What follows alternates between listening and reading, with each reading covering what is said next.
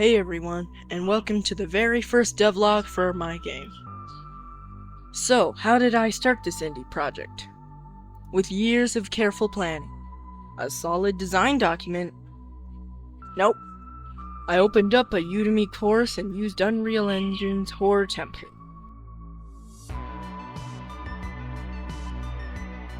Yep, that was my brilliant starting point.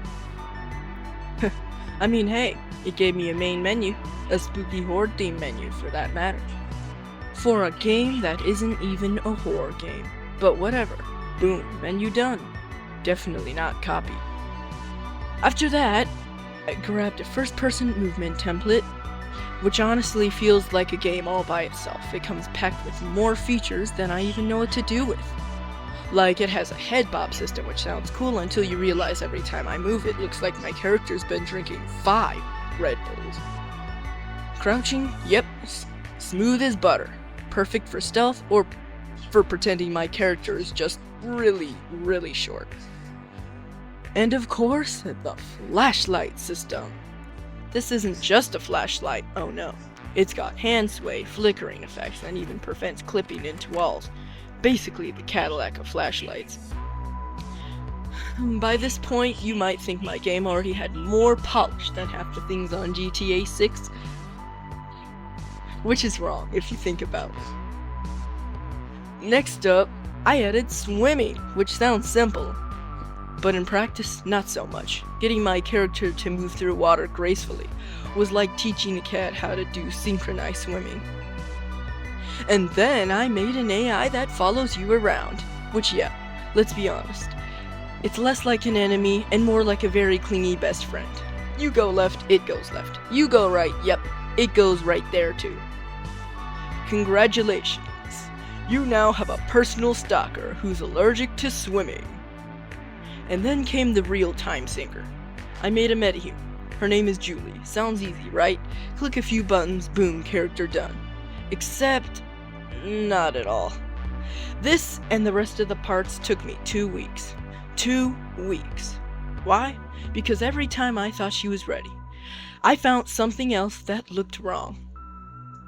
Different skin tone, different hair. Did her eyes look slightly too judgmental? Back to the editor. But eventually, Julie was born, and I thought, okay, this is it. I've got my character. But no. This was only the beginning. Because here's the thing, you can't just have a metahuman running around without clothes. Well, you can, but YouTube doesn't like that, so I needed clothes. Enter Marvelous Designer. I hooked up Julie through LiveLink, watched a bunch of tutorials, and then tried to make my first outfit. And the result looked less like a designer fashion, more like a potato sack type with a hole in the top. So yeah, I definitely made this.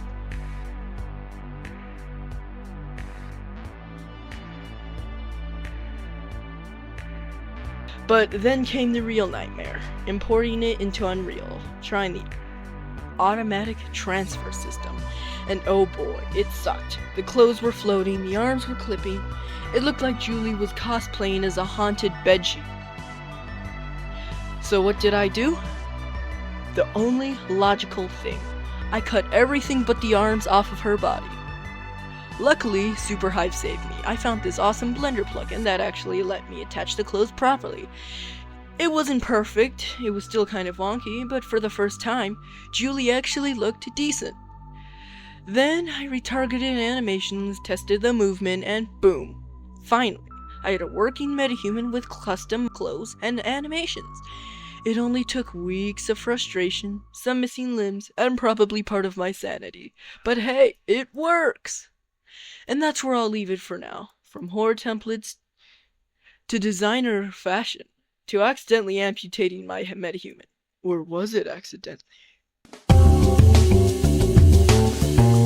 This was just the start. Next devlog, who knows? Maybe I'll cut off fewer limbs or maybe not. Either way, thanks for watching and wish me luck, because I'm definitely gonna need it.